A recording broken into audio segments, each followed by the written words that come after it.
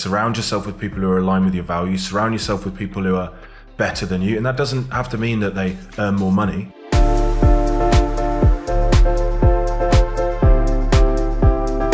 Hey guys, welcome back to another episode of Founder Stories. I'm super excited for this one because it's a bit different. We normally have either my clients in that I've known for a long time or just people that are in my circle. So I almost already know the answer to the questions that I'm asking.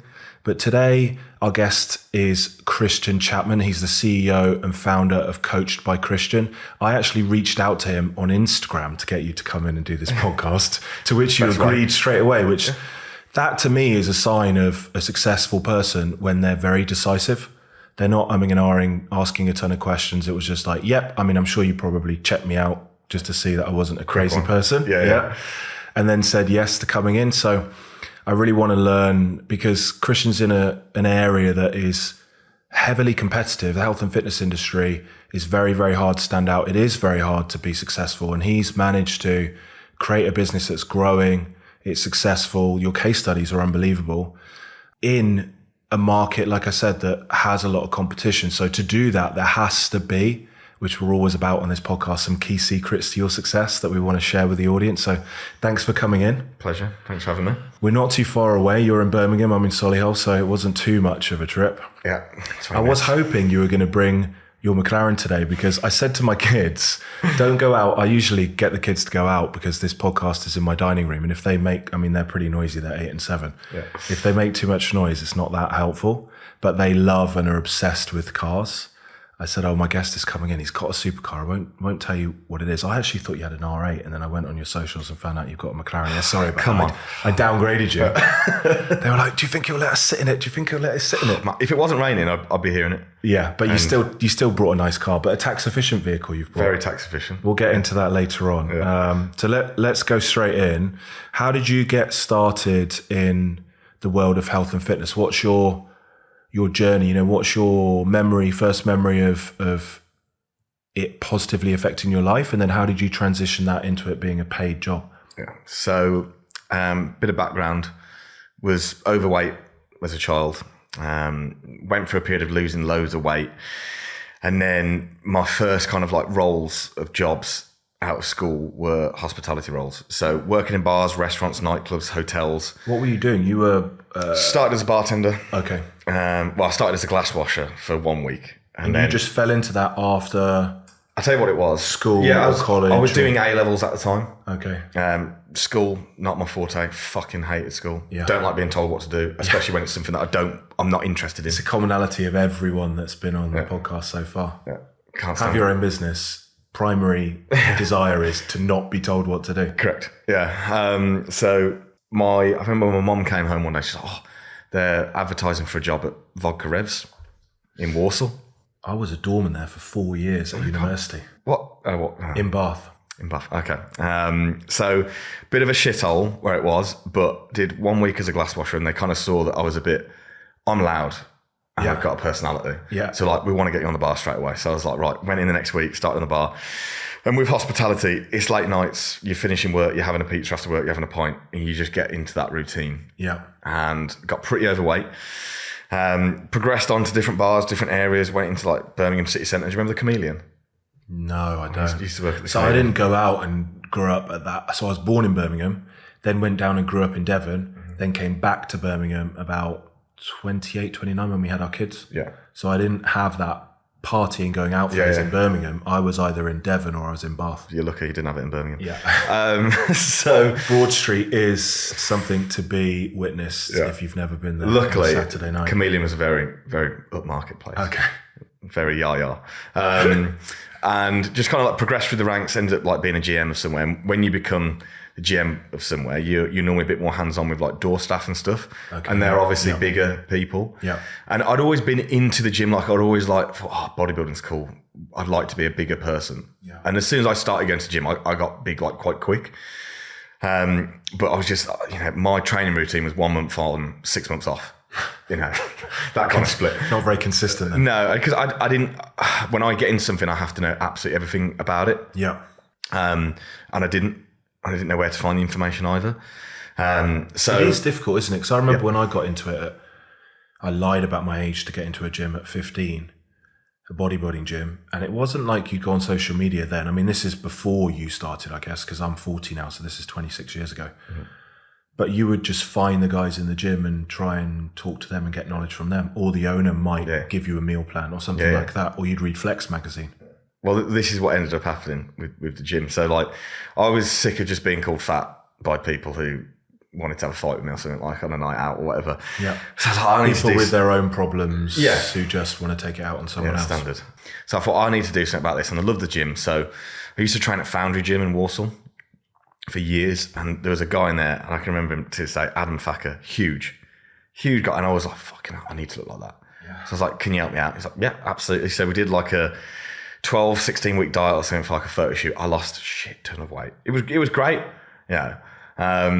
Look back on it now and cringe really badly, but it was like the starting point for like, I'm obsessed with this. Yeah. And when I get into something, I have to go to extremes. I'm an extremist. You loved the results that you saw from the hard work you put in? Results that I saw. I'm a very results-driven person. So it's like, if I'm doing something, I'm not getting anything out of it, I don't want to fucking do it. Yeah, it's really interesting, isn't it? Because I decided recently that I'm not going to compete. Because I dieted down to not low body fat, but maybe 11, 12%. Yeah. Low enough. That hunger affected my ability to focus at work, and it affected my mood and persona with my kids. Yeah. And I was like, in the sort of natural bodybuilding scene, it's not enough of a thing for me to go on the UK DFBA show and win a little trophy if I have to be a bad dad for 6 months. Now, I think other people can definitely be a good father, like Ryan Terry, for example, and compete. Mm-hmm. But at the moment, it's just not in me. Yeah. So I put that to the side, and then I was like, well, do I still need a coach? Do I still train? Do I go into hybrid? What do I do? So if you're very, I don't know what the word is, A-type, you need goals to strive towards, don't you? Yeah. Some sort of something, long-term vision. Yeah. Not just, I want to look good naked. Yeah, I want to look good in 12 weeks' time. Tangible goal. Yeah. I want to look good like all the time and better every day. Yeah. I've reached out for some like better help like about a year after that. And I was like, I'm going to take up as much fucking knowledge from this person as possible. And he was probably at that time, still is probably one of the most knowledgeable coaches in the industry. And we got on really well. So I was asking him constant questions, all that sort of stuff. And again, because I'm obsessed with learning about things that I'm interested in. I want to know everything. Because if someone comes and asks me a question, I don't want to say, I don't know. Like, here's your answer. Yeah. Because people are impressed by that. I like that. Yeah. And it's interesting as well that I was listening to Chris Williamson this morning to get in the zone for this podcast. And he speaks about, normal academic education not being a waste of time, but almost until you find your passion and what you enjoy, you don't crave to learn. Yeah. And when you crave to learn, that's all you're thinking about all the time. It's funny obviously what's happened with you. I was looking at my Facebook memories yesterday, and it was like 7 years ago, so I was 24, and it was something like, is anyone else 24 and hasn't got a fucking clue what they want to do with their life? I literally haven't got a clue. I wasn't doing what I enjoyed. But I am a big believer in like, I'll only do things I want to do. Yeah. So as soon as I didn't like something, if I didn't like a job, I just left. Yeah. Didn't give notice about I'm going, see you later. Because I'm quite stubborn. Yeah. But that is a successful trait. There's a book called 10x is easier than 2x. I'd highly recommend it if you haven't read it. It's a bit of a love or hate book. I'm in this book club, and I said, look, do you know what? I got 100K of business out of the ideas in this book within a week, just on the way that it flipped my mindset. Gave it to these 10 people to read. Eight of them hated it, just because they don't have that mindset. Yeah. But for me, it's exactly that, exactly what you're talking about. So if that is you, I think you'd enjoy that book. Yeah, definitely. Going through hospitality and obviously lost all that weight, and then people recognize that from social media, and it's just like, how did you do that? Yeah. Because I'm really fat. So you documented your journey. Yes. Which is interesting, because at the early stage of a business, lots of people don't want to put themselves out there. I mean, no, it's not a business at that stage. Yes, true. But even in your own journry, people don't want to put themselves out there until they feel that it's perfect. Yeah. I'm quite public with my social media. I talk about everything. Yeah. And have always been like that since I had Instagram. Granted, my Instagram didn't start as a fitness Instagram. It started as a car Instagram. Okay. And when I started posting myself with no clothes on, I definitely lost a lot of followers. Which is absolutely fine. Different audience. Yeah, definitely different audience. But I thought I'm just going to take it in a different direction here. But to be fair, I had got quite popular in the car scene. Yeah. And I had like 10,000 followers back then. And it was just like, that was quite a big deal. Because again, you're posting so you've always had an interest in cars. Again, cars is something I'm interested in. So I have to go extreme. Yes. Yeah, so I did automotive engineering at university. did a master's well, the first 3 years are just normal engineering. The fourth one is like a master's where you basically design and build a race car, then you take it out on a track like a mini F1 car. Yeah, class. So I've always been, all of my mates who I was at university with are either in F1 as engineers or they're high level directors at car companies designing chassis or engines or things like that. So we share the love for it. Yeah, when I was growing up, it was like I had to have the fastest car in school. In school? Yeah, like when I was 17. Okay. I was doing my A-levels. I was like, I got to have the What did you fastest car. Mark 5 Fiesta Zetec S. Oh yeah, I remember those. Blew the engine up in the first month, put a Puma engine in it, 1.7. Was loving it. Happy days. Yeah, I was loving it. I had a Honda Integra Type R, the one with the 4 lights at the front. DC2? Yeah. Wow. Great car. Sick car. That's a great car. My best friend sent me a picture recently of the car on Auto Trader for 35 grand. Yeah, and I sold it for like 9k. Yeah, not I surprised. knew I should have stuck that in a garage. Yeah. Anyway. Living there. So yeah, I started helping some people out. It got a bit more popular. And I was just doing it for free at the time because I just loved doing it. Yeah. It didn't take up much of my time. I enjoyed it. It was helping people. People were loving it. And then I took on a lad who ended up being my best mate, Abraham. And his transformation was absolutely insane. And that brought like a lot of attention. Okay. Yeah. So I was like, right, okay, cool. I'm just gonna fuck it. I'm just gonna start charging people 50 quid a month. Yeah. No one batted an eyelid. Yeah, man. I know it's worth it. That's great. And then I got into car sales, got out of hospitality, started slinging some cars for Sitner Mini in Albury. Yeah. Fucking hell, I had a right laugh, mate. Did like nearly 3 years there. And like for me, that's long in a job. Yeah. Because I'm like, well, what's the next best thing? But whilst I was there, I was still like coaching people on the weekend. Okay. And then it was just getting busier, just as like social media got bigger, I got bigger, which brings more attention. I got more of a following. Again, people start asking, like, can you help me and all that sort of stuff. I was thinking, this is all right. And I remember being on a podcast when I just started that job. And it was with AJ Morris, which I presume, you know AJ Morris. I know him, yeah. And he was I don't know him, but I've spoken to him. So I probably had 10, 15 clients at the time. I said, would you ever think about doing it full time? I was like, no, absolutely not. It's too saturated. Don't like the kind of people that just think they're an online coach just because I went off on one about it. I look back and think, fucking hell, if only I'd known. And then it was getting to a point where I had like about 25 paying clients. Fucking hell, this is all right. And I was doing all right in car sales. I was like, fuck, never had this amount of money in my life. Yeah. And I was always a kid that was like, when I was growing up, I'd have 2 or 3 jobs at a time because I just wanted more. Hard worker. Yeah, always. But like just doing things I didn't really, really want to do. It's just like, well, if it brings me something, I'm just going to do it. Yeah. Because I don't want to be in a position where like, I have to say I can't afford that. But that's a key trait of successful people though, isn't it? Yeah. Wanting to move forward. Not necessarily being materialistic about making money, but it's a data point of success or growth. Yeah, of course it is. And not just sitting on your arse all day. Yeah. Like, it's quite easy to measure growth in a business. Did you make more than last month? Yeah or no? Yeah. You know, so I know if I'm progressing or not. Yeah. So it was then like January time. Was it COVID? Was 2020, wasn't it? I'm going to say yes. Yeah. So it was January 2020 and I'd made like a bit of a plan in my notes on my phone. Yeah. Remember where I was upstairs in Mini. I was writing down, right, this is what I could do to try and leave this job this year and just do this full time. Because I think I can do it. I was charging a bit more money then at that point, and I could have lived off it, but I'm not. I'm very cautious. So if I'm going to do something, I need to be 200% sure. Yeah. And I don't like risk. Not at all. Don't like it. It scares the shit out of me. I think I'm better with risk now because I know it's probably going to pay off. Yeah. So I write all these notes down, how I'm going to do it, how I'm going to launch it, and all this sort of stuff. So I started a bit of a diet at that point, a bit of an extreme diet, just for a photo shoot. I thought it's going to bring more attention to my social media. I'm going to get peeled. Sweet. Yeah. March comes, lockdown. Okay. And I had about 25 to 30 clients at the time, I remember. And they were announcing it. And I was thinking, fucking hell, it's just going to completely ruin my plans. And then they shut the showrooms. And I remember it was a Sunday and most people had already been told to go home from work. Yeah. So I was writing home workout plans whilst at work on a Sunday. I can remember it. And they were like, right, lads, we've been told we've got to go home. Yeah. I was thinking, shit, what the fuck's going to happen? And the first week I lost 1 client and gained 11.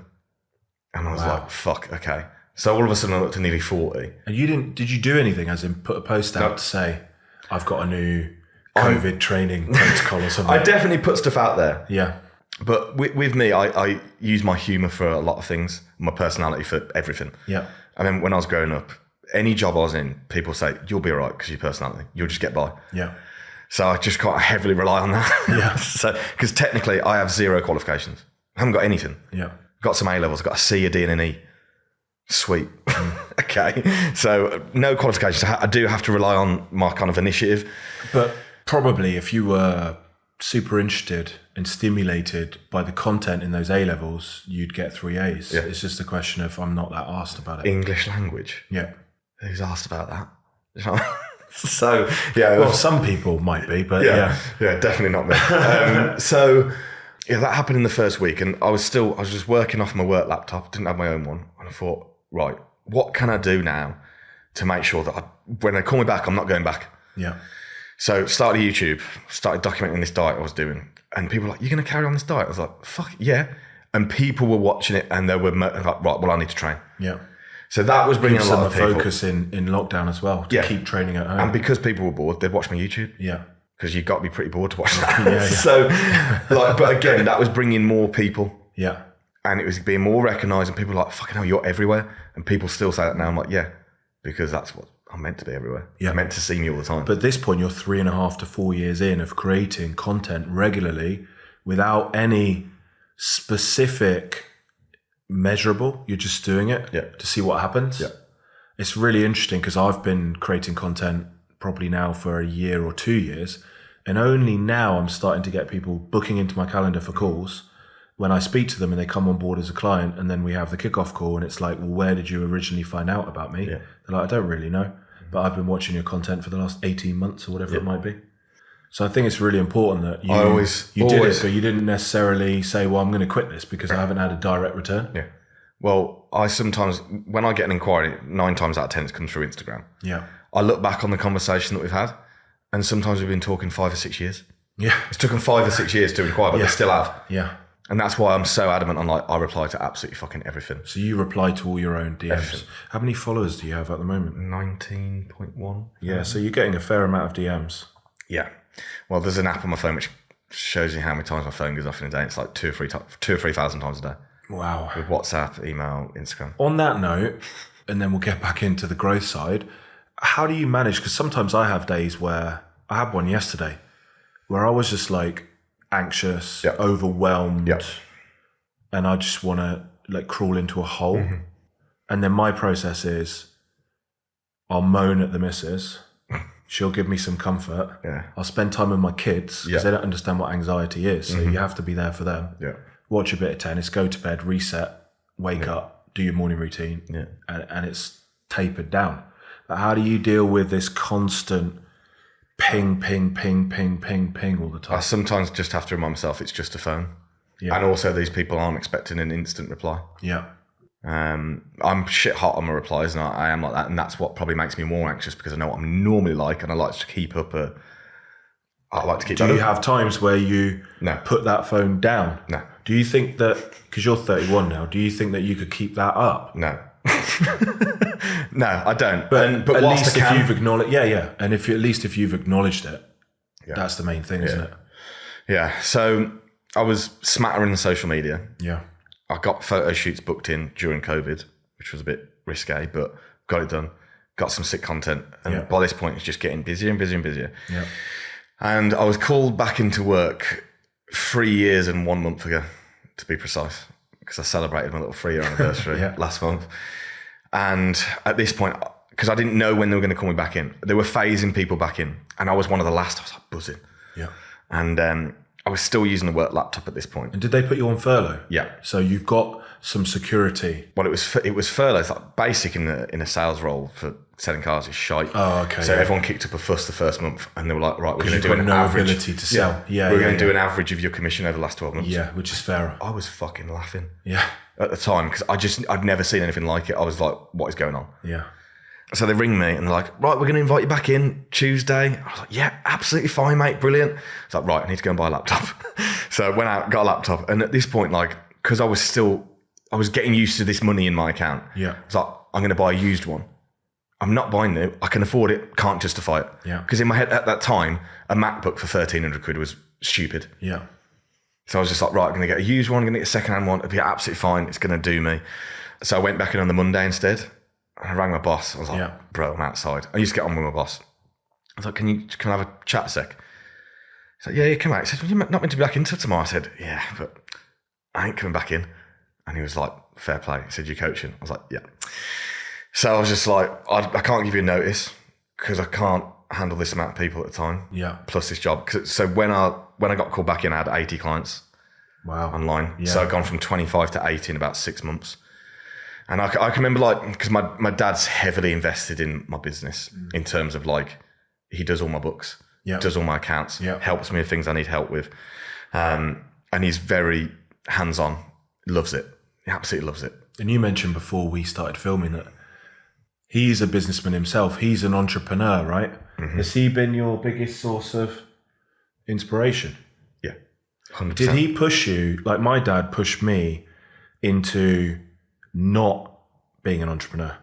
As in, he found it really stressful. He wanted me, which is why I went to KPMG and worked, which I hated, and then started my business after like 5 years of hating my life. No, my dad's always wanted me to work for myself because he sees me in him. Like, we are the same person. Whereas my brother is the opposite. Okay. Incredibly intellectual, never known someone so smart. Yeah. But he needs to do KPMG role. Yeah, yeah. Do you know what I mean? Whereas I'm like... Because he wouldn't deal with the variety and the stress of running your own business. No. And I've got like quite a lot of common sense. Whereas normally smart people haven't really got a lot of common sense. Yeah. Very intellectual, but like if a door says push, they'll pull it. Kind of thing. So I remember being in the garden with him during lockdown and I was at 50 clients and he was like, how are you I said to Dad, I'm not handling it well at all. Like I'm really stressed. That's what I was going to ask you. Like that transition must have been hard because operationally, when you've got 11, you just do it as you do it. When you've got 80, you need an onboarding process. Yep. Everything needs a delivery process. Are they happy? Are you getting feedback? Yeah. Are they paying you on time? What's your billing system? And so on and so on. Yeah. So I remember at 50, Dad was like, do you reckon you can handle more? I was like, no. I was like, I can't. Yeah. And he was like, well, there's your limitation in your business. I was like, okay, yeah, shit. Give it 2 weeks. I was like, I reckon I can handle more.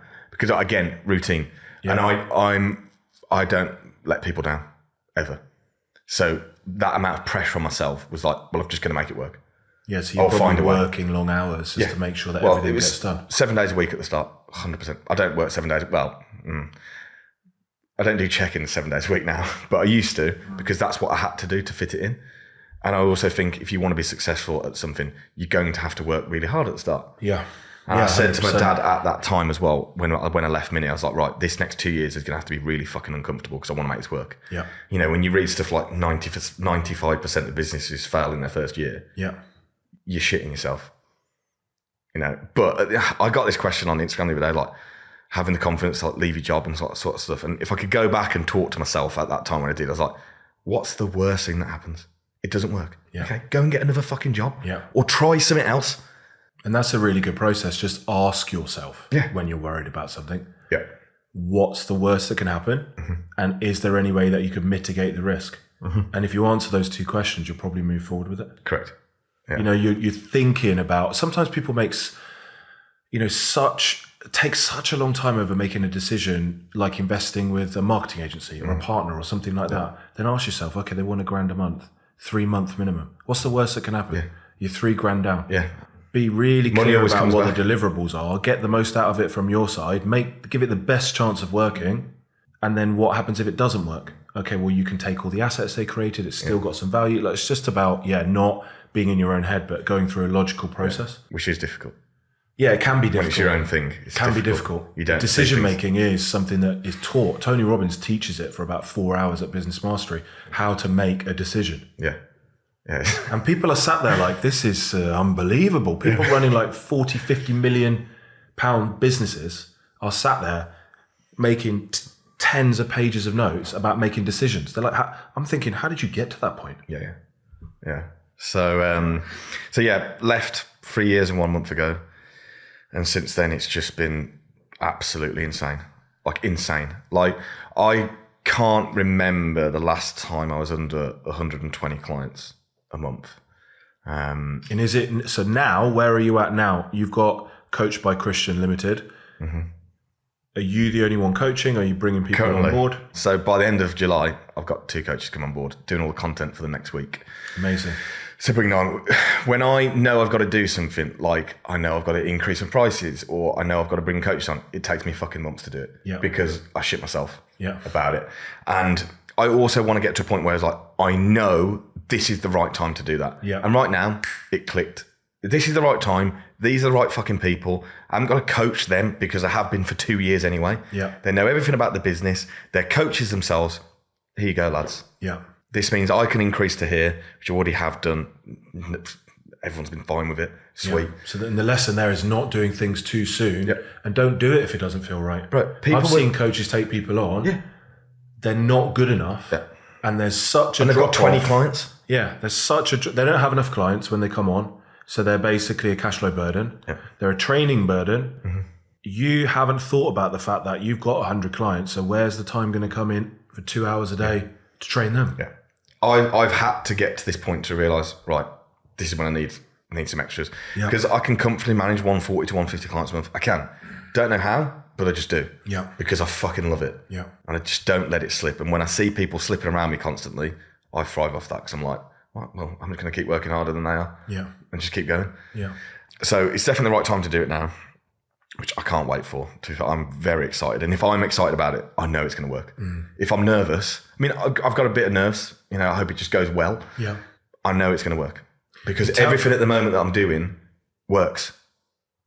So I'm just capitalising on that. And people have been saying you should get some coaches on board for the last 18 months. Which took me 18 months to do it because I'm like, no, it's not right yet. Find the right people. Yeah. Make sure they're at the level. Yeah. Understand how actually when you bring on a client and it goes to a different coach, the consistency, the process of attraction, conversion and delivery is exactly the same. Correct. Yeah, which I think is great. I mean, I took on my first accountant probably in my second year of running the business. And I won't take on, now we basically recruit 3 months ahead of when that accountant needs to do client work. Yeah. So that they're in the business, shadowing, learning, working, and we are assessing them and they're assessing us to make sure that it's a really good fit before we let them loose on clients. It's not like, oh, we've just signed 10 clients. Oh shit, we need to go and recruit someone now. Whack an ad on read. Yeah. It's like we want to have a wait list of people that want to work for GrowFactor that have already been vetted to have the same standards and values, which is most important. Mm-hmm. You know, we used to recruit on the CV. Now I think, which is I'm sure what you do anyway, it's cultural based recruitment. Have they got the same standards? Have they got the same values? Because ultimately, if they've got the same framework of values, you don't have to micromanage them and give them a process for everything because they're making a decision against that value framework. Yeah. So more than likely, if they're aligned with you, they'll make the same decision you would. Just to reverse backwards, for people that don't know you, tell me what Coach by Christian does. Who's your ideal client? Who do you, and how do you help them? Do you just work with bodybuilders who want to compete? Do you work with people like me who just want to be the best version of themselves? Just tell me about your business. So I've always said, because a lot of people like search for their niche and all this sort of stuff. And like, I believe that a niche finds you. I started off really fat. So guess what? My first clients were like really fat. Yeah. Because they saw me do it. And then you start helping more people and you realize, right, I'm just starting to help everyone. So mate, I've got professional bodybuilders and I've got people that literally just want to lose some weight. Yeah. And I don't want to alienate myself to, I only take this on. I like helping everyone. So my coaching business caters for everyone. Everyone gets treated different. Okay, depending on their goal, who they are, what they're doing. Some people need to be spoke to like shit to get the job done. Yeah. Okay, and like, you know, let's fucking get a rocket up your ass. Yeah. Some people need sympathy, and I love that because I like to believe that I can help anyone. So which I spoke to someone about this a few podcasts ago, you're almost, I guess you're not using a framework, but you're almost informally working out what type of person they are and how your relationship's going to work. So a lot of people will have their clients take a disc profile or some sort of personality profiling test, colors, or, you know, are you this kind of person? And then they'll adapt the way that they communicate to get the best out of them. But you're just doing that naturally. I guess from years and years of interacting with people at the bar, then coaching people, you learn. When you're in hospitality and you're serving 1,000 people a week, you in get 10 to know seconds, some fucking you have personalities. to, I guess if you want to be the barman that they come to and you want to maximize their purchase, You need to look at that person almost and be able to say, this is how I can talk to them to get the most out of them. And with bars, I normally know what they're like by what they order. Just make a big judgment straight on what they order. Do you drink alcohol? Occasionally. Sometimes. Yeah. What's your... Espresso martini, gin and tonic, wine. In that order? Oh, depends. Depends where I am. If I know I'm going to get a really good espresso martini, it's espresso martini all day. Yeah, I would have one, but not pre-dinner because I feel like I can't eat as much after. Yeah. If I'm on holiday, I'll have Aperol Spritz.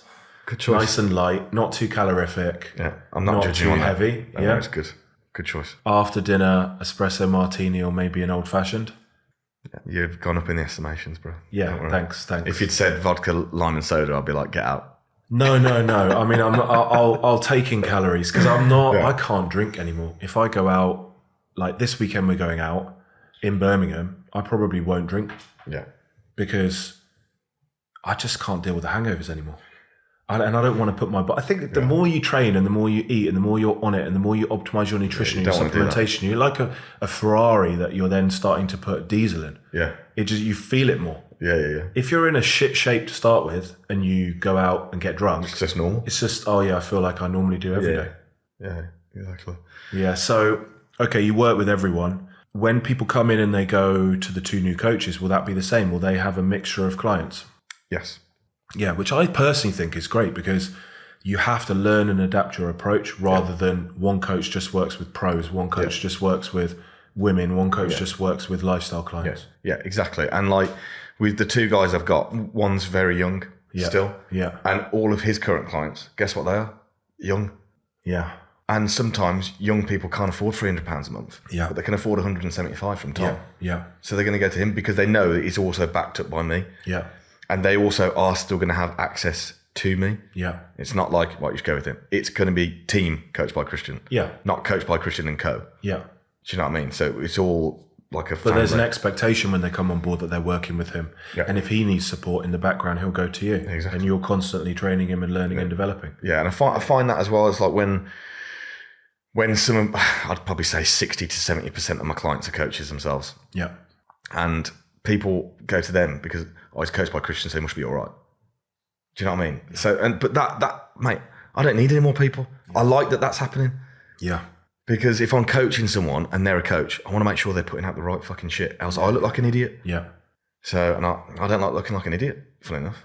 And I don't think you do it just to make money. You do it to help people based on your background. Yeah, honestly, like, this is a big thing for me. I used to think I was money motivated until I got money. Yeah. And now I just don't care. And granted, when you look on, if you don't know me, you just see, McLaren, Porsche, whatever, you think, it's just a dickhead. I wouldn't say you're a dickhead, but I would say that your online persona is very different from how you are in person.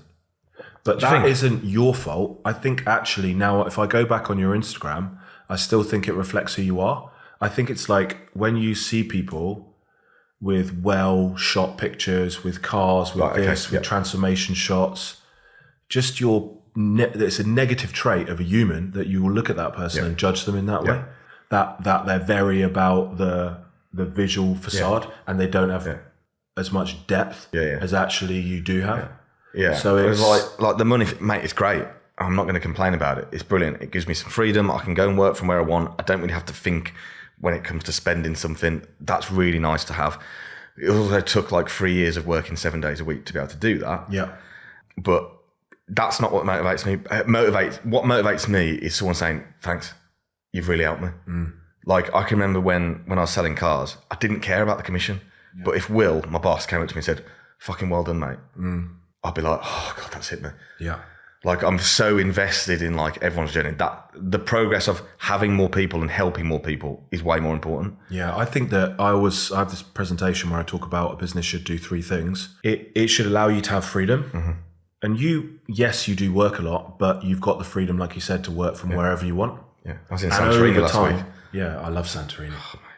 Amazing. I'm in love with the place now. I went there with Kieran for our 10-year wedding anniversary. Yeah. And we loved it. Yeah, amazing place. Sorry, yeah. But it gives you freedom to go there, right? Yeah. And you enjoy your work anyway. And over time, the freedom of having to work will increase because you've got other people coming on board. Correct. So you can lower your client numbers. It should give you freedom. It should generate money, which it does. You make money, right? If your pricing is right and your costs aren't out the window, which they won't be, because another good takeaway for viewers or listeners is be cautious with your money. Yeah. Don't spend money until you have it. Yes. I'm a big believer in don't buy anything you can't afford to buy 3 times. Yeah, and don't assume just because people have got a McLaren on their social media that they have financed themselves up to the hilt to buy it. Because there are people that buy cars because they can afford them. And if you understand their backstory, which I do now, they've been into cars since they were a kid. And there are people that buy cars just to show other people the illusion that they're financially successful. Yes. So, yeah, I do want to touch on that, to be fair, because I always try and get this point across of like, I am not showing off. I love cars and always have. And you originally started a car Instagram. Yeah. Exactly. I think that's all you need to say. And some people like will message me now saying, bro, I remember when you were driving that Golf, that mental Golf. I was like, yeah, and now it's just mental. But I think as well, like seeing that has made me start another business on the side, because when people see that, how the fuck's he managed that? I want to know. Right, consultancy business. Right, you pay for an hour of my time, you tell me, ask me anything you want to know about. Mentoring. And it's gone mental, which is great. But it's also a business thing. And like I said to you earlier, you would be surprised at how much a McLaren costs a month if you do it right. Yeah. And then the other car is financed through the business, so I don't have to pay any corporation tax. Yeah, you've got an electric Porsche, right? That you turned up in, which I'm always harping on about. I mean, I've got 2 Teslas just because I like the charging infrastructure. But I love those Porsches. My neighbour's got one. He's a surgeon. Makes a beautiful noise when it comes past. My Tesla doesn't make any noise. Like a spaceship, yeah. Look amazing, incredible inside. But I've literally bought it for the business. Yeah, well, if you spend £1,000 a month on that, which I'm sure it's not even that much, it's costing you about £450 after all the tax relief. Unfortunately, it's a lot more than that. But so, well, electric cars, but you can write it off, are a no-brainer. Yeah, absolute no-brainer right now. But yeah, so it should give you freedom. It should make money. But the biggest thing that we talk about, which is I think where your driving force comes from, is it should have an impact on people. It should change people's lives. Yeah. And so if you pop off tomorrow, which touch wood, hopefully you won't do, you'll last a long time. Fucking hope so. You've actually left a legacy of people who you've impacted in a positive way. Yeah, and that makes me feel so good about myself. Yeah. And I like to feel good about myself. I like people to think, fuck, he's a good guy. Yeah. He's really helped me. I don't like when people don't like me. I hate it. Yeah. And I try and find the reason why they do it. I'm going to change it. I'm going to change their opinion on me. Where does that come from? Not a clue. Yeah. But I am a bit of a people pleaser. Yeah. But that also makes me pretty good with dealing with clients, because I want them to be happy.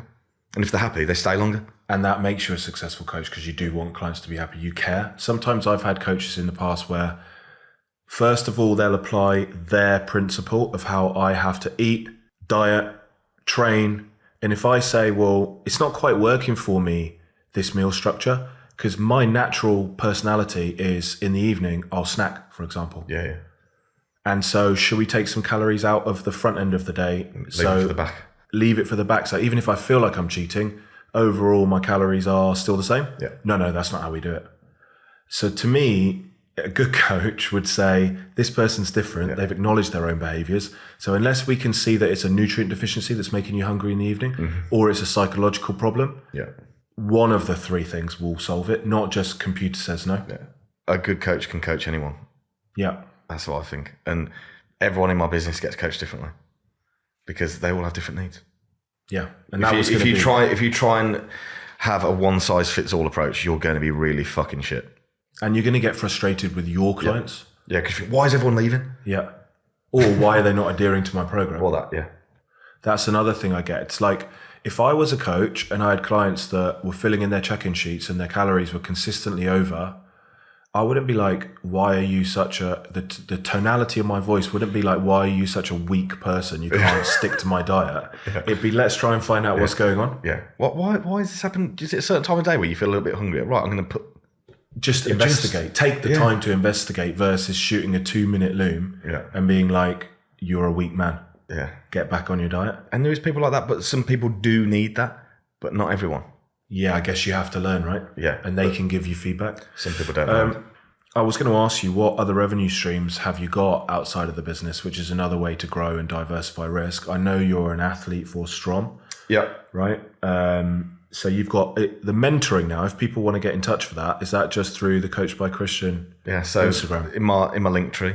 And people you will qualify people to see if you want to work with them. Yeah, so they'll normally give it, bro, I've got 90 clients at the moment. I want to know how I can get to 120. Yeah. Cool, let's jump on a call. And if you think you can help, you'll mentor them. Yeah, 100%. So a lot of it, to be fair now, it's not, a lot of it is business stuff, but there's a lot of coaches that come and say, I want to know how I can peak this person. Right, what would you do in this situation? So just improving their own. Yeah. And getting a second opinion. And mate, I rate anyone that will come to me, pay me for my time to learn. Yeah. Because it means they want to be better. Yeah, yeah. And I love that. Yeah, 100%. I believe everyone should have a mentor. I've got 3 mentors. One older chap who's sold 3 businesses. The smallest one was 25 million. I can talk to him for 20 minutes and he's literally like, this is not a problem. Just do this, this and this. But he's 65. He's not going to give me the insight on, digital marketing strategies and things like that. Yeah. So I have to have someone else for that more modern approach. And then fitness and then mindset and then a therapist and then all this other stuff. Like it's better to admit you need help rather than think you're the absolute nuts at everything. Yes, which I definitely don't think. Yeah. Humility is a key trait, right? So yes, sponsors, consultancy business, the coaching. I am invested into another company. I can't talk about anything yet. Yeah, no worries. Which should be a thing. The principle is you're looking for other opportunities to invest in, and you've built up capital, presumably. Yes. Yeah. Like for example, my client Ryan Terry, he's built up capital because opportunities come to him all the time. Yes. And you need to be in a position to say, yeah, I can do that. Let's go. Yeah. And he's invested in things which he believes are good. I'm big on that. And I know that saving bank accounts is fucking pointless. Not when you've got opportunities come to you. Yeah. And I'll be like, shit, I've put that money into this now. Into this pension. I don't care about fucking... Yes, I pay into a pension because my dad makes me. Because it's amazing tax relief, that's why. Well, there's that as well. But it's like, I need to be in a position like, right, if this is something that's going to come along, which something literally came along 7 days ago whilst I was away. Yeah. Jumped on a call straight away. Yeah, let's do it. And it's going to be about 3 months' time. But it's going to be... It's within the fitness industry, but it also requires no real work from me, which... Biggest problem in my business is me. There's only one of me. Capacity. Yeah. But would you advise people who are starting out as a coach, first of all, to focus on just themselves, one core service, one core revenue stream, not one core niche, because your message has been let the niche find you. Yeah. If you're authentic in your delivery and your content, the people that end up starting to follow you, which makes sense to me now you've said it, will align with you. Yeah. Like people ain't coming to me for my fucking physique. And at the start, they weren't coming to me for my results because I ain't got any. Yeah. What are they coming for? Personality. They feel like they can get on with me. They relate. Cool. At the start, but now, like I said to you before we hit go on the filming, I think more so than any other coach, the results that you've seen, all of your clients, because you work with assisted and non-assisted clients, right? Males and females. Across the board, they all look so happy and healthy. Even the ones that are shredded. Yeah. Well, I try and keep them happy.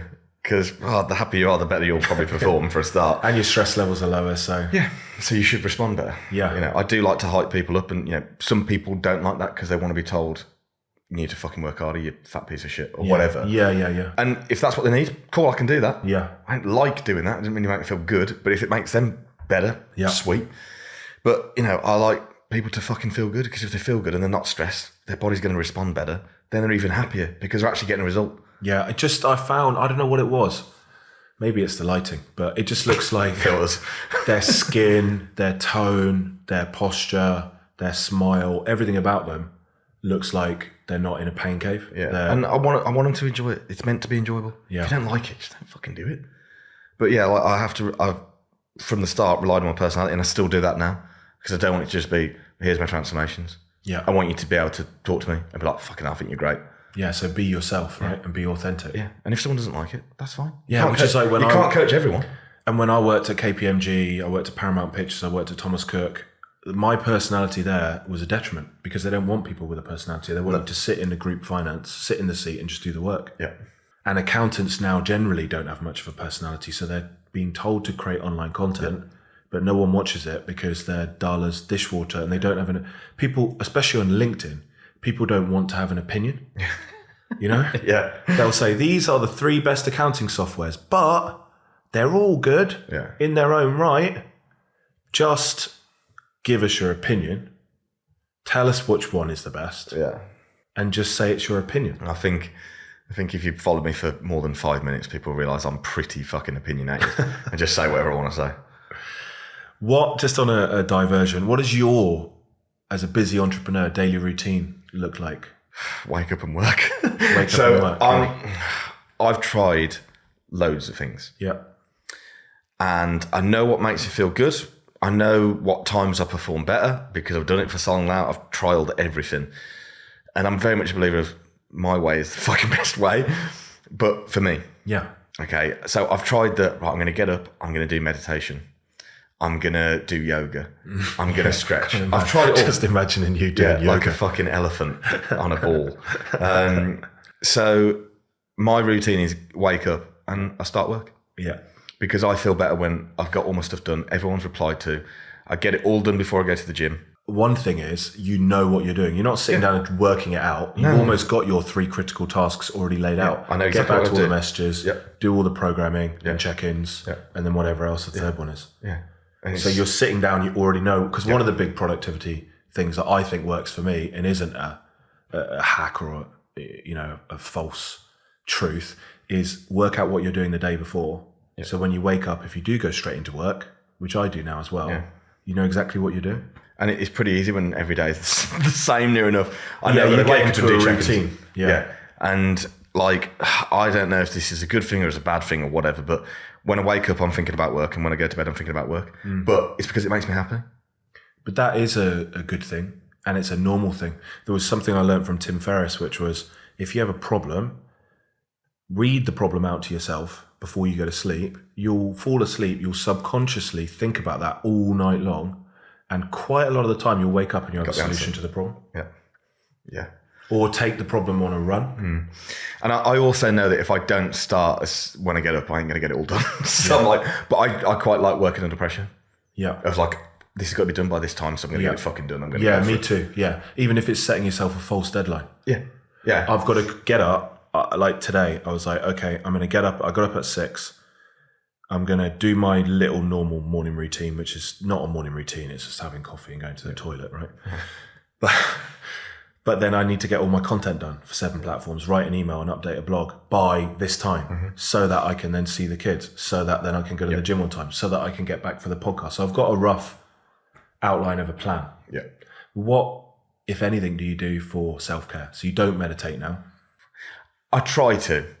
Once or twice a week. Is training your... Training is my... I'm glad I'm at the gym now. I like that. But I tend to... Right, my burnout used to be a lot more common. Like once a week. Yeah. I'm burnt out. I'm like, fuck.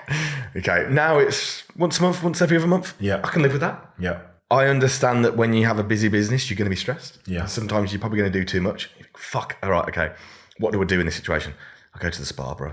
Nice. Just treat myself, just go to the spa on a Sunday and just chill out. Yeah. And by the next day, I'm sweet again. I'm ready to go. But you've had self-reflection. You haven't tried to put that in a box and just carry on. You've said, do you know what? I feel like it's too much now. I need that day or two. Yeah. Had a bit of therapy last year. Yeah. Helped me massively. Yeah. Realised a lot about myself. And that, like, used to speak to myself like shit. Don't do that anymore, or try not to. Believe in myself a little bit more. Yeah. Because again, self-belief has just massively held me back before. And just being a bit better and just a bit more calm. Yeah. Instead of being stressed. I used to, mate, why do you think I got no hair? It wasn't the gear. Me too. It was, when I was young, it just fell out. I'd get stressed over everything. Everything. Luckily you suit a shaved head, so. Thanks, bro. Just like me. Yeah. I had 2 hair transplants and hair tattoo as well, just to get a bit of a hairline back. Yeah, yeah. It's interesting, isn't it? Because you need some pressure and some hype to get going. And you can sustain periods of that hard work. But there was this thing that Andrew Huberman was talking about. Like dopamine is like a wave machine. You ever heard this story? No, but if you're talking about dopamine, bro, I survive on that. So yeah, so basically you're saying that if you turn that up just enough, you can power through 8, 9, 10 hour days consistently. Yeah. If you turn it up too much, the water starts spilling out of the pool because the waves are too high. And eventually there's no water in the pool. And then you're fucked because it takes you 2 to 3 weeks to get your dopamine levels back up to where they were.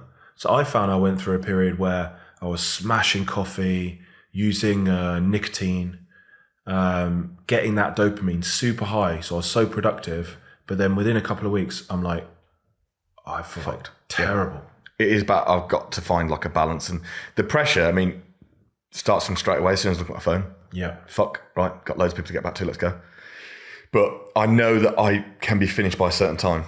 And then I can chill. And then you can say, okay, well, I've done all of today's allocated check-ins. Even if people are messaging me, I don't need to get back to them. It doesn't need to be instant. Yeah, and I used to have done their check-in. Yeah, I used to put so much pressure on myself to be like, it has to be instant replies. But if those instant replies are shit, what's the point?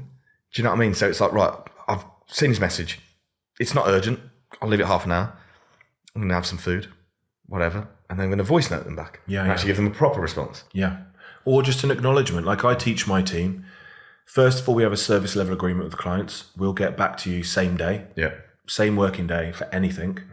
But it may be that it requires more work. So it's an acknowledgement. Yes. Everything has to get acknowledged that day. Yeah. But if you're Mr. or Mrs. Client, if you feel like this is an emergency, let us know in your message. Because then we'll reply. We batch check emails at 11, 2 and 5. So I've taught them not to sit in their emails all day.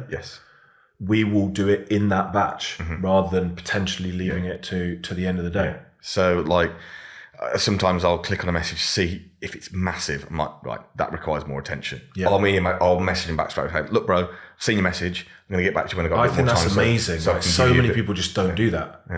But that's all people want. Because I don't want them to think, I'm waiting. Because I'm the most impatient man on the planet. If I want something, I want it yesterday. So if I message someone about something, I want a response. But if someone acknowledges it and says, bro, got your message, no stress, I'll get back to you shortly, I'm just in the middle of something. Cool. Because a lot of time, I'm in the middle of fucking something. Do you know what I mean? And it's like managing expectations. There can be inconsistency. You could have 2 or 3 days where you aren't so busy and you reply really quickly. Then they expect that all the time. So when you're doing an 8-hour and then reply, they're like, what the fuck? If you have a service level agreement that you take them through in the onboarding process to say, it can be variable depending on how I receive the message. But here's the maximum time. Here's obviously the minimum time, like 30 seconds. If it's an emergency, do this. But what would constitute, this is what I have to educate my clients on. What really constitutes an emergency? Getting a letter from HMRC saying that your VAT bill is due in 7 days, which we're already aware of. That is not an emergency. If you have HMRC turn up at your door, probably an emergency, looking to take your things, call us. We will stop them. I mean, this has never happened, but I'm just trying to think of emergency scenarios in accounting. You don't normally get that very often. Do you have a cutoff point at night where what do you do to chill out? I'm not seeing much chilling out in your day. So you go to the gym, right? Let's talk about this. I've been going since I was 15. I don't think I've missed a week really, unless it was planned without working out. For me, it's like top of my priority list. Above, Kieran will listen to this, but above wife, kids, because if I don't train, I'm not who I want to be with her or with them. I remember when I got super busy at one point last year, and I wasn't in a great headspace anyway, with just some personal stuff. So I kind of like gym and nutrition was the fucking last thing in mind. And then when I got back into it, I've realised I know why I was miserable, because I'm not progressing myself. And business is great and stuff like that. But if I don't feel great, my business then isn't great either. So I know that I need to be making personal progressions. And that's why I still have goals in terms of physique goals, because if I'm hitting those, I feel so much better. My clients are also going to feel so much better. And they've also got something to like, well, Christian's fucking rammed all the time and he still makes it to the gym. And like, I do have to put myself first in that case. And my clients know I'm busy. Because we have a relationship where everyone knows I'm busy. So it's like, they're not expecting like that. So they know it's going to be a little bit of time sometimes, and they know he trains at 1:30. But you reply, so there's a set routine, which helps. Also, you're replying proper replies in detail where you've actually read and thought about it. Don't you think the gym is like therapy? For me, it's the only place where you go in there and I mean, I see people all the time now, like, let them do whatever they want because it's up to them. But in between sets, they're on Instagram doing this, doing that. I go there. Sometimes I'll listen to audiobooks if I'm in that zone. Yeah. But most of the time I'll put music on and just focus on the training. Yeah. Because that is your meditation. You're not thinking about work. You're not stressed about anything. You're getting at least an hour a day where your brain is just on that physical hardship. And then the other side of it is you've put yourself through pain and hardship. And that teaches you on a daily basis to be more hardworking and resilient. Yeah, true. And because I'm stuck in front of a laptop all day and a computer screen, talking essentially to myself, I talk to the webcam, basically. I don't have any human interaction for the day. And when I go to gym, I am quite a sociable person. Anyone that has seen me at a show or anything, I'm fucking hugging everyone, saying hello to everyone. And I used to think I was quite not a sociable person. I used to think it was a bit of an act. I love it. Because especially when all of my stuff is now kind of filmed, I can see that's a genuine smile. I'm buzzing to be there kind of thing. And when I go to gym, I know everyone in the gym. So it gives you that hit of natural dopamine and all those good hormones. There's a book, Dr. Rangan Chatterjee, How to Be Happier or something like that. He's got a really good podcast, actually. He's very academic and he's on the BBC and things like that. But ultimately, he goes through these like 10 things you can do. And if you build them into your weekly routine, you will be happier. And one of them is human interaction. So even if you just take the dog out, and that's the only just smile at the person who's walking in the other direction. And I thought, this is stupid.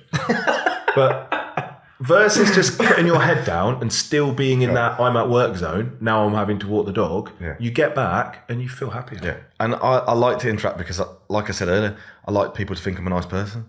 So when I'm around people, I want to be, yes, bro. Asking them about things. I don't want to talk about me. Hate it. I want to know what they're doing. Like when I want to know, fucking tell me about your business. Do you know what I mean? Because that's what fires me up. Which I guess is one of the reasons why you started the podcast. Because you've got your own podcast, right?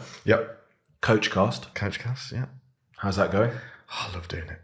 Are you in a podcast studio that you hire out? Yes, in Birmingham. So whereas I'm still in the doghouse for taking over our dining room. No, but if I was going to, next place I have, I'm going to do a podcast studio. Just have a room, 100%, It's not that bad either. Like this one, I thought I'd have to put loads of soundproofing in. It'd be super echoey, but no, it's all right. It's all right. I mean, when you listen to the quality of the audio, my wife loves Peter Crouch and Abby Clancy's podcast, and their sound quality is horrendous, and their budget must be incredible. Unlimited. Because they just don't understand how to hold a microphone still or keep themselves still. I guess they get overexcited. You know, as well with bodybuilding, like people look at it sometimes in a negative light, like it's vanity or something different. I think if you go, I love what Ryan Terry said on Chris Williamson's podcast about him doing the Ryan Terry Classic, and he's got that British Championships. He wants to bring bodybuilding back to where it was when he was growing up. The perception of it, like when you watch Pumping Iron, the way that Arnold describes bodybuilding, it's an art form. You look at your body, you work out what you need to chisel. It's like I'm Michelangelo, but I'm using a human body. And it is the most demanding sport. Some people would say maybe long distance running or something else where you've got to track all your macros and you're training all day. But there can't be much that's harder than bodybuilding. It's difficult. I think mate, people are going to have a problem with anything you do. Fuck them. I just don't listen to it. Like, I know it's a sport where you are judged on what you look like. So there is some vanity there. Nothing wrong with wanting to look a bit better. I started the gym because I hated what I looked like. I'm still not the biggest fan of it, but it's better. It made you more confident. What have you got from bodybuilding? Routine. Which transfers into business and personal life. Like, I love being routine. Makes me a better person. Like, if I'm not routine, I'm stressed. I don't like that. And just like a bit of mental resilience. When you put yourself on stage and you get down to stupid levels of low body fat, you've got to be pretty resilient to not slip up ever. And do it for 6 months. That's crazy hard work. I mean, when I did the teenage naturals 20 years ago. I lost £3 a week every week for 6 months. Good job I fucking won. Fuck me, And then I decided to chuck the trophies out last time I was clearing out the house, which is slightly annoying now. But it is. I think you get so much from it. Hard work pays off. Yeah, and like consistency. Like the biggest trait amongst entrepreneurs that are successful is consistency. Yeah. And what does bodybuilding teach you? Consistency. Yeah. And don't keep changing things up all the time. If you've got a routine that's working and you're progressing, you just keep working on it. Like there's so many reels that I could do where bodybuilding is like business. There's so many analogies between bodybuilding and business. It does go well like 90% of the time. Sometimes a lot of bodybuilders are lazy, want everything to come to them, which I get. Yeah. Well, they don't. I guess they're training, but they're not applying those principles outside of bodybuilding. Yeah, it's just bodybuilding's everything, nothing else. Yeah. Do you know what I mean? And like, look, people slag it off and think, oh, it's really unhealthy and all that sort of stuff. Yeah, well, most things at a high level are unhealthy. Business at a high level is probably unhealthy because of the amount of stress and pressure under. Yeah, yeah. Everything that's done to extremes is unhealthy. Simple. What has your viewpoint changed since you started on health span and lifespan? Spoken about a lot with, like for me, I train and I don't do any cardio apart from hit my calories on the Stairmaster. Yeah. But after listening to Peter Attia and the fact that if you can get your VO2 max, which is like when your heart rate's really going up to the top 20% of human beings, you lower your risk of heart disease, cancer, basically everything by like 50 times. Yeah. And all that requires is 1 or 2 short, high intensity sessions a week, which if you're a bodybuilder, you can still do. And if you put nutrition around them correctly, you're not going to be burning off muscle. True. Because you're literally caning yourself for 30 seconds to 4 minutes and then taking a 4-minute rest. Where do you sit on, especially with your clients as well, where do you sit on health span and lifespan? Do you think about it, or is it just purely about the metrics around being a better bodybuilder? No, I definitely think about it because at the end of the day, whatever I say to a client can go anywhere.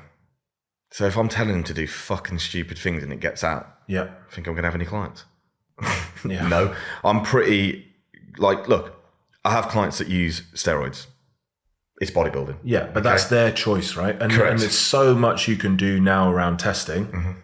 Although I would say that people think that if you just get a blood test, that's everything. But it's just your blood. It's not like a heart scan or an organ scan or anything else. But you can get all those things as well. Yes, you can. And look, I can't make anyone do anything. And at the end of the day, everyone's client's risk-reward ratio is completely different. Yeah. Some people are, bro, throw the fucking kitchen sink at me. I don't care. Cool, bro. That's what we're going to do. Yeah. Because sometimes I have to go off what the client wants to do. Yeah, yeah. Okay. But I've got clients that are like, I'm not going above this. This is what we're going to do. I say, cool. Well, if we're going to do that, we're going to also have this in place, this in place, this in place. Yeah. And it's the same for the guys that want to go mental. Yeah. It's like, right, we can do that, but you need to be doing all of this. Yeah. Okay. That's their decision. If they do it or not, it's completely up to them. Do I want them to be as safe as possible? Yeah, obviously, because I'm a human and I care. Yeah. And at the end of the day, it is also my business. And if you take on lifestyle clients, will you bring into your programming, even if you're not programming it, but they're doing it, them looking at their zone 2 training and their VO2 max training and things that, so if a report comes out that says you can lower your risk of disease by 50 times if you just do 1 VO2 max session a week, I'm going to want to do it. Would you do that yourself, and would you talk about that with your lifestyle clients? Yeah, so I'm very big on, I'm not going to get someone to do something I've not done myself. Yeah. And that goes for everything. Okay, so I give a good example of one of my clients that I not became like famous for, but he got me a lot of business. He went from £400 to 220 in 2 years. Whoa. Yeah, £180. Yeah. Was he £400 of bulked up bodybuilding? No. Okay. Wow. Fat. Yeah. And I love the guy to bits, and I didn't want to take him on because I'd seen him for years trying to get weight off, and I just thought this is going to be a nightmare. Lost £180, which is crazy, but over the time that we were doing it, he built up these things that made him better. Yeah. You know what I mean? I'm like, right, I can do this, bro. I can get into this. Right, boxing makes me feel good, so I'm going to do that. Yeah. Right, well, your heart rate's going to be absolutely through the roof when you're doing that. Yeah, cool, let's do that. Yeah. So do I like purposely, like if I see a study, right, everyone's going to start doing this? No, but you think about it. Yeah. It's not like I'm a bodybuilding coach. I'm all about aesthetics. So I'm just going to think about, like I had a bodybuilding coach before when I was going to do the naturals. He was like, you can't go for a bike ride on a Wednesday because it'll be catabolic. I'm like, but I enjoy bike riding. Yeah. Surely we can just put carbs in there, EAAs in there, and keep my heart rate within certain areas. No, you can't do it. Yeah. I don't want you doing anything other than lifting weights and walking. Yeah. I'm like, this is not the life for me. because I enjoy the cardio and I can see the long-term benefits of it. So there has to be a balance somewhere, right? Yeah. I have clients that do all sorts of fucking cardio. And your job is to minimize the muscle loss risk of when they're doing it, right? Yeah, but at the same time, I think muscle loss kind of is something that's thought about way too much, and I think it's stupid to think about, to be honest. If I told you to eat no protein all day and run a marathon every day, you might start losing muscle. Yeah. Well, you will start losing muscle. Do you think I'm going to tell someone to do that? No. No, so I wouldn't worry about it. It's like my good friend Ben Holden, who runs My Coach with his now wife. Mm-hmm. He runs on almost a daily basis. I know, because he's my mate, exactly what he trains, exactly what he eats, exactly what he's taking, which is nothing. Mm-hmm. And he's got a savage amount of muscle on him. Yeah. But he can run a 10K in like 40 minutes. Yeah, it's pretty difficult to get rid of muscle. Yeah. You have to be purposely trying. And I don't think any of my clients are purposely trying to get muscle. No. But it just shows a level of education and open-mindedness of you versus my first bodybuilding coach, for example. Yeah. Can't have sparkling water. Can't have squash in your water. That's what my first one was like. Still water, only bottled. Thinking you're fucking having a laugh, in you. I didn't know any different now. Okay, listen, I could talk to you all day long. Yeah, likewise. To wrap up, and then I think we'll definitely do a follow-up. Yeah, sweet man. You've already really answered this, but let me just confirm this is correct. A successful business does three things, right? It attracts clients, converts clients, and delivers to clients. In terms of attracting clients, that's just about you putting out consistent social media content, and then they get in touch with you and fill in the new client forms. Correct. I've never contacted a person to try and work with them. There's no outbound strategy. There's no ads running. I have no social media strategy whatsoever. I post what I've got on the day to post. Sweet. And do you have like targets? Like I want to post once a day as a minimum? Yeah. So my story is always fucking full. Yeah, what you're getting up to. Yeah, always. Yeah. And the amount of people that tag you in things, clients. You can do today's story and tag me then. I've already done it. Perfect. Happy days. Come on. Already done it. Yeah. And then I try and post on my actual grid once to twice a day. Okay. And whether that's something to do with me or a client. I find that when I put stuff up with clients, I get less engagement. Yeah. Why is that? Because when people follow me, they want to see me. Simple. It's interesting. Someone said that yesterday as well. And I would have thought that the case studies would have got way more. The case studies are validation, but the majority of the content, they want to see you because they're following you. Yeah, correct.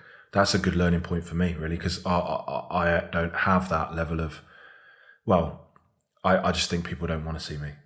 They want to see top 10 ways you can save tax or whatever. You know how many people tell me people don't want to see me on Instagram. Everyone that books in for a consult. And then when I tell them to put their face in front of the camera, they get more clients. Yeah. Rocket science. Yeah. Okay, so it's about creating good, valuable content. Yeah, that's authentic. Yeah, sorry to interrupt. I know we're going to speak on this rage, but the outbound things and reaching out to people, what are your goals in 2024? Can I help you and all this sort of stuff? I understand. I get it. Yeah. How about you just put out really interesting content and people just contact you? Yeah. I think patient enough to do that for a long enough period of time that your tribe finds you. Yeah. Which is just starting to happen with me. Yeah. There you go.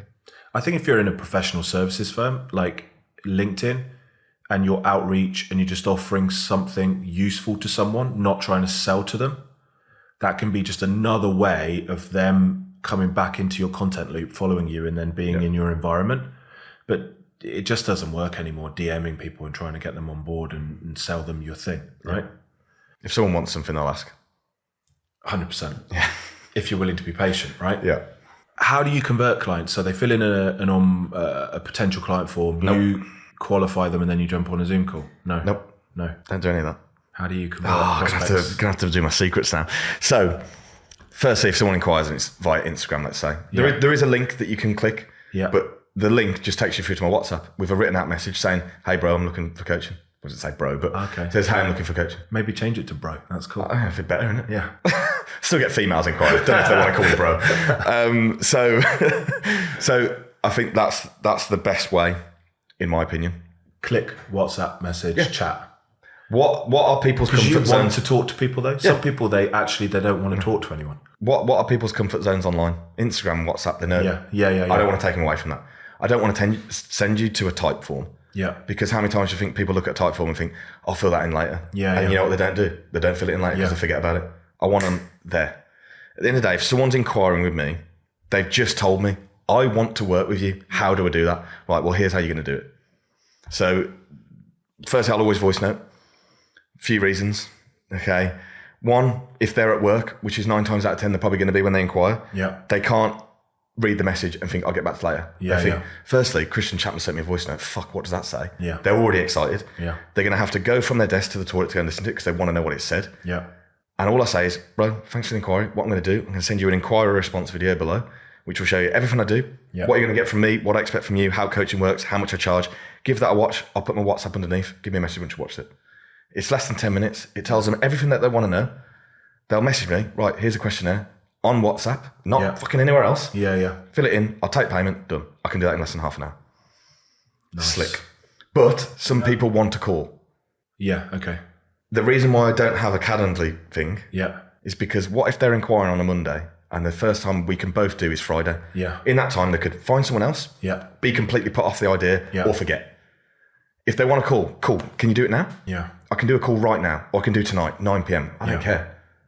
Because I take it back to car sales. Not that I like to think of this as a sales process, and no client ever inquiring will think, oh, it's a bit salesy. If I've got someone coming in on a car that day and they don't buy that day, they ain't coming back. So a lot of the principles that you learn from bartending and from being a successful car salesman, you've transitioned over, one of which is speed, which I've not spoken about on the podcast before, but it's true. I could probably count up 100 potential clients that I've lost because I didn't get back to them quick enough. I'm on it. Yeah. They're trying to give me money for my business. Yeah. Here you go. So also you need to allow a bit of time every day in your diary to drop those calls in. Yeah. Okay. So that's conversion. And then delivery we've already spoken about. I think you treat everyone differently. Yeah. You track results to make sure they're getting a return on their investment. Yeah. When you build the team, you're only recruiting people if they're culturally aligned, they've got the right values and they're capable. Yeah. And I would assume when they start doing the work, you'll be overseeing their results as well to make sure that they're actually doing what you thought they could do. Yeah. Anything else that you do differently to deliver to your clients? Be consistent over time. Show up every single check-in, no matter where I am, what's going on. Go up and down in your levels. I went through like a bit of personal shit end of last year, coming out of a relationship. And the first thing I said to myself was, right, no one wants to be coached by someone that's depressed. Yeah. Hit record and fucking show up. And 3 months later, when people were finding out, they were like, how long has this been going on for? I was like, about 3 months ago. I said, I ain't got a fucking clue. I'm like, yeah, no, because it's my job. You know when you go to your normal job where you're employed by someone, you show up and you're a miserable bastard. Yeah. You get sacked. Yeah. I'm not going to get myself sacked. Yeah. By myself. So, and it's just that, it's that pressure that I put myself at, right, it's got to be fucking on it and slick. But you seem like you've almost got, maybe not all the time, but you've got this external view of yourself. Yeah. You give yourself accountability. Yeah, 100%. Okay. And just to wrap things up, I always think that I can get these done in an hour, but you know, when there's interesting people and there's interesting questions. Hour and 13. Hour and 13? Yeah, I think so. That's not too bad. That's all right. I want always for Founder Stories people to have we spoke about this before. We both love Diary of a CEO. We think it's inspirational. I'll always listen to it, but I'll listen to it for inspiration more than practical steps that I can take back to my business. Yeah. Whereas I want, even if people, which is why I put it at the end, if people listen to this podcast, at least 3 things that they can say, okay, well, I can take that back to my business, or it's validation that they're doing it. So what are your 3 keys to success? I know you're in year 3, but you've already seen great levels of success. You've not got one business, you've got multiple businesses. You're already taking on team members. You're well respected in the industry. Your case studies are amazing. That's a big thing for me. So what are your 3 keys to success for an up and coming online coach? Firstly, get good at coaching. Like actually be a good coach. Yeah. Like that's literally the first job you got to do. Okay. The second thing you got to be is also consistent over time. Yeah. So get good at your skill set. Okay. Be consistent with that skill set over a long period of time and the results will come. Simple. Don't be, I'll be really on it this week and then the next week you don't see them. You're on it all the fucking time. If you really want something to work, you have to be ruthlessly consistent. Yeah. And I am ruthless with consistency. Simple. Third thing, be a good person. Yeah. And be authentic. Be a good person. Be yourself. And like, I pride myself on when people see me at shows, they say, mate, you're exactly what you like online. Like in person, you just, you know, and I pride myself on, I don't, when people put up a question box online and you can put up the anonymous ones. Yeah. And I see so many people just get loads of shit. I don't get any. Yeah. And I pride myself on that because I think that's actually quite a big thing of like, I think people like me as a person and respect me. And I love that. I don't want there to ever be a time when people go, he's a wanker and he's shit at his job. So just be a good person. Or he's just doing it for the money. Yeah, or he's just doing it for the money. And it's like, just, if someone messages you, give them a response. Yeah. If someone wants to talk to you about things, give them the time of day. And just be nice. Be nice to people. Yeah, it doesn't cost anything. I actually had an inquiry this week. I coach my kids' under-9s football team. And we're full now, We're full. This is my other job. We're full now. We've got 10 kids for this season. There'll be 7 in the team at 7 aside. Not sure if you're into football or not. Used to be. No. And we take it really seriously. We're right up there, top 10% of the league, yeah. We finished in the Euro. I can't imagine you being really serious about it. Come on, kids. I'm signed up for my UEFA coaching badges and all of this, all the pro license badges, even though they're only little. Anyway, someone inquired and they said, look, I've got this kid. He's really into football, but he got turned down by Solihull Moors.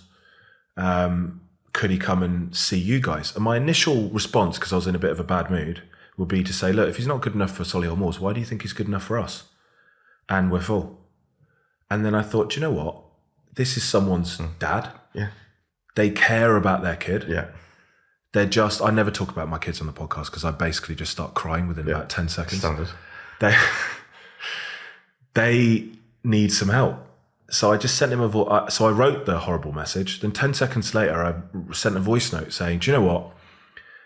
If they're not at the level, here's what I would do. Go and join these 2 Facebook groups. Here's the name. There's loads of teams looking for players, but just tell them that your kid is new to football.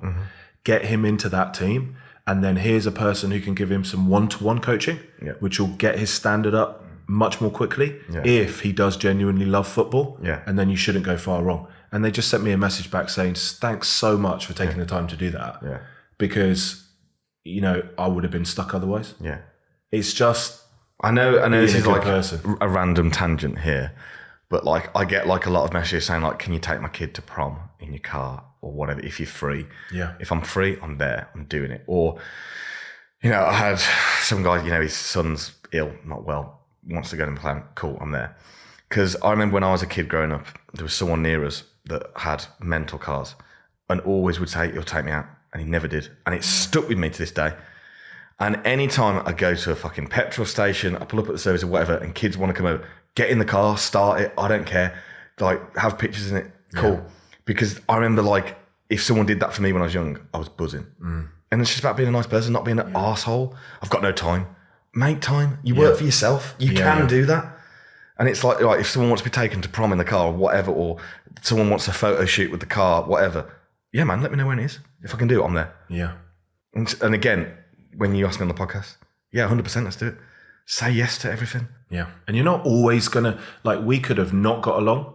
I actually think we'll be friends for a long time. Correct. We have a lot of aligned values and we'll end up deliberately trying to help each other. Yeah. But it could go the total other way. Yeah. I could be an arsehole, you could be an arsehole, or we could just be not aligned in our values. But you got to put yourself out there in order, take a risk. Yeah. But like you said earlier, what's the real risk? You could turn up, waste 2 hours of your life, not enjoy the conversation, and then have to go home. Waste 2 hours. At the end of the day, I've rocked up here to a pretty nice place. That's enough inspiration for me to come out for me. I think that was a good thing for me to do. Yeah. And I've also had a fucking great chat.